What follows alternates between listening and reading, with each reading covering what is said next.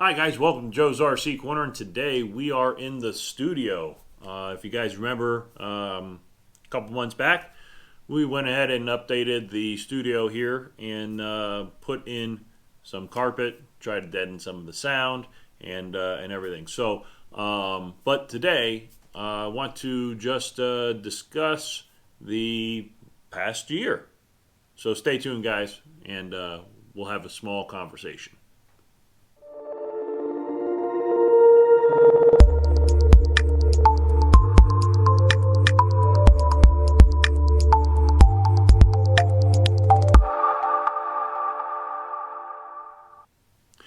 Well, welcome guys to the channel, and if you're new here, welcome.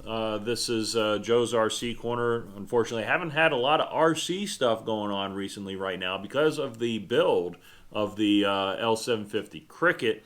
And those of you that have been following the channel know about the L750 Cricket. It's a Zenith 750 Cruzer that I'm currently building. Started it back in, I believe, July is when I got the rudder kit, and that was the first part of an epic journey building a full-scale airplane. And I've had some ups, we've had some downs, and but all in the end, it's been a great journey. And I really appreciate everybody on the channel that's been following along over the past year on this build. There are a bunch of other people that I do want to thank as well. Unfortunately, I'm not going to be able to do that on here live with everybody. But a couple key players, of course, Zenith. Anytime you have an issue, you have a question, you reach out to Roger or Caitlin, Sebastian on Facebook, anybody.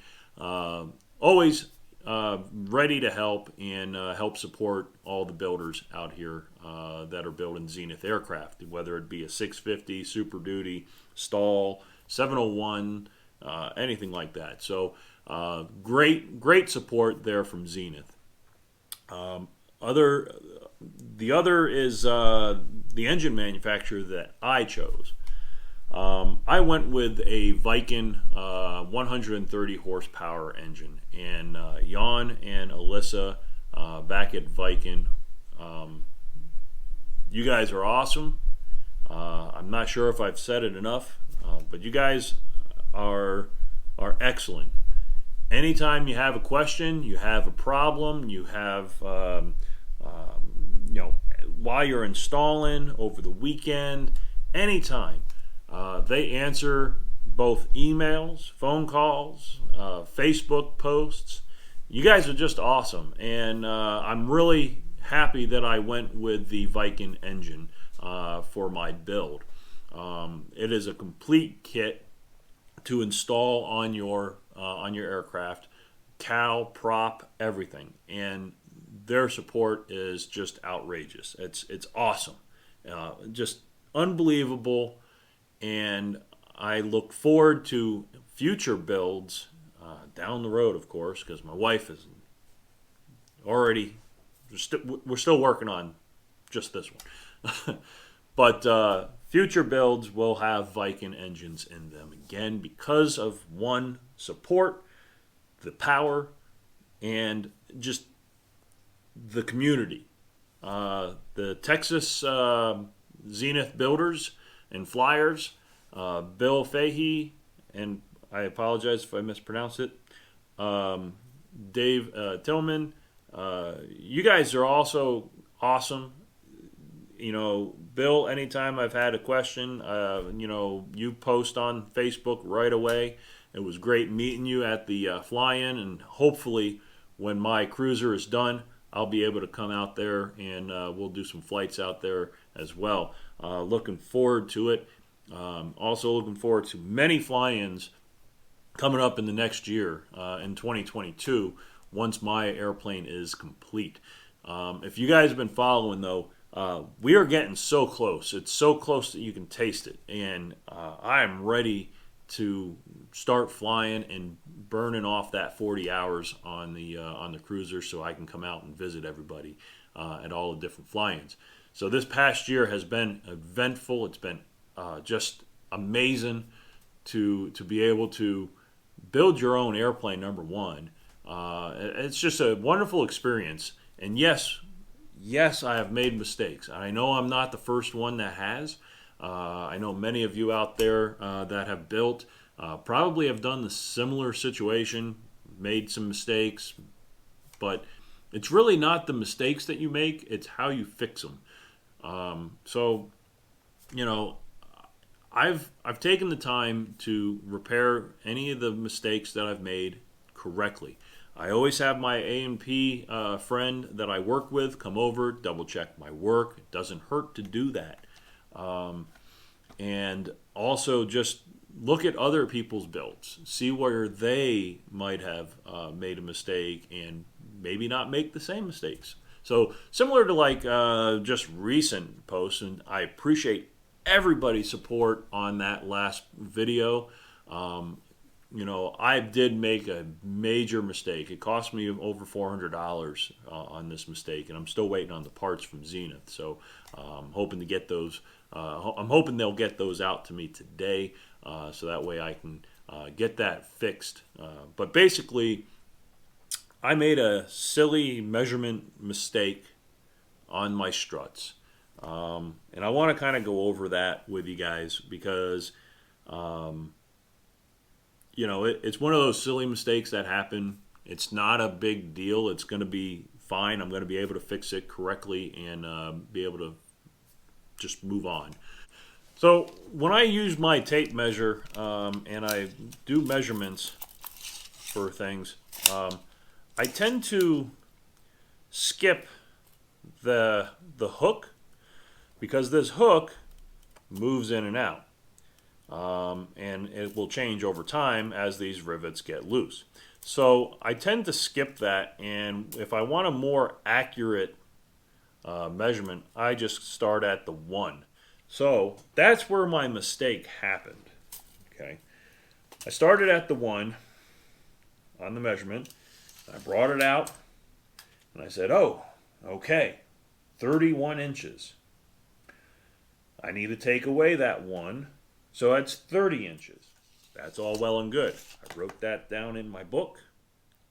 I went over to the strut after I measured. And I said, okay, I need to go 30 inches. But I got to burn that 1 because I didn't take that 1 out. Okay. 29 inches. And that's what I set my strut length to.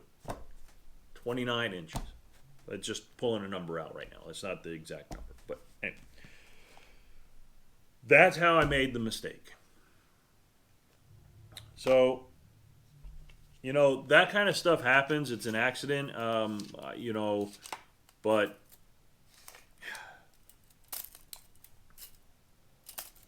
it cost me $400 because of that 1-inch variant that I did. So that's fine. Like I said, it's an easy fix, so I'm getting the new part, and we're going to get that replaced. No big deal, okay? So we're all good there, but, you know, little things like that can happen. I tried my hardest not to make these types of mistakes, but, you know, like I said, it happens. We move on. So, but I appreciate everybody's support and kind words down below in the previous video. But moving on, we're going to be getting those new parts in, and hopefully this week, because this is my last week that I have off from work, I want to go out there and get those struts finished. Really, the next steps after that, once we get the struts repaired and set to the right length, we will be able to go back and start plumbing the fuel tanks. Also making the wired connectors, because I'm using Molex connectors for the any electrical that's in the wing is all going to be going through Molex connector, and then that way I can unplug the wing. All the fuel connections going into the wing are going to be barbed bulkhead fittings, and they're going to use the Whittaker clamps that Viking provides. So I bought a bunch of those to have on hand, and I'm going to be using those to connect the wing fuel lines. And the reason for that is I'm trying to keep everything simple. There are really nice AN fit-ins out there, and they're beautiful. But personally, I don't feel that they're necessary for our type of builds. If you want to use them, great. Use them. They're nice fit-ins, but barbed fit-ins work just as well. So I'm going to be using those. So that's going to be the transfer between through the fuselage into the switch, because I do have my fuel selector switch that's going to be behind my head that I got from Viking. It's a very nice switch. And then that fuel line will go down into the header tank. And I do have the some new channels that I'm going to be using along the back, behind each seat, for vent line on one and vent line fuel on the other because of the switch. So that'll hide everything nicely, and it'll also stiffen that roof.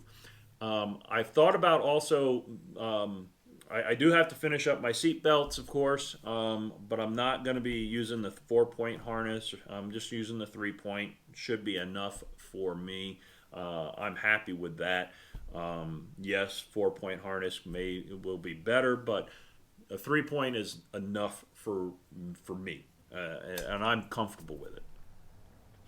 Because in the end, you have to be comfortable with your airplane that you're flying. So, but I'm probably rambling here. But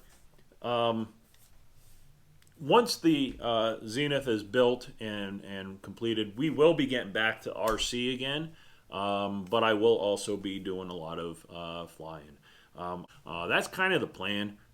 That's where the kind of direction that we're going to be going with the channel. So we'll have some stuff going on out here at the studio here at the house. Also out at the hangar and in the airplane. So hoping that all looks really good to you guys. I hope you guys hit that subscribe button. Don't forget,